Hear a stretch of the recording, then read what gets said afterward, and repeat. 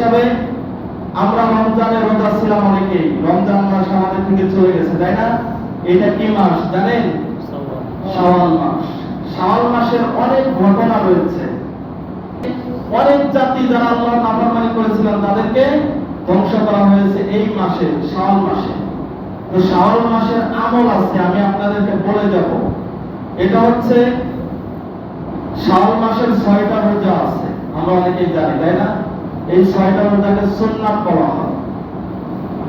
হযরত আবু আইয়ুব আনসারী রাদিয়াল্লাহু তাআলা বলেন, বিশ্বনবী সাল্লাল্লাহু আলাইহি ওয়াসাল্লাম বলেছেন, শাওয়াল মাসের 6টি রোজা যদি কেউ রাখতে পারে তাহলে গোটা বছরের রোজা তার রাখা হয়ে যাবে। এই ফজিলত সে পাবে।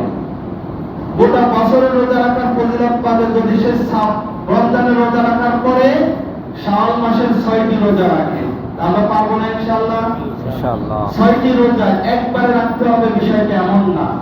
আজকে একটা রাখবেন, 2 দিন পর একটা রাখবেন, বা 5 দিন পর একটা রাখবেন, এরকম 6টা রোজা রাখতে পারবেন।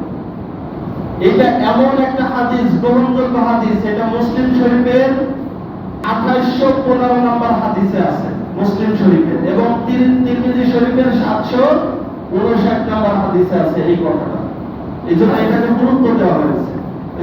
এজন্য আমরা অনেকে চেষ্টা করব শাওয়াল মাসের 6টা রোজা যেন আমরা রাখতে পারি। আল্লাহ রাব্বুল আলামিন আমাদেরকে শাওয়াল মাসের রোজা রাখার তৌফিক দান করুন।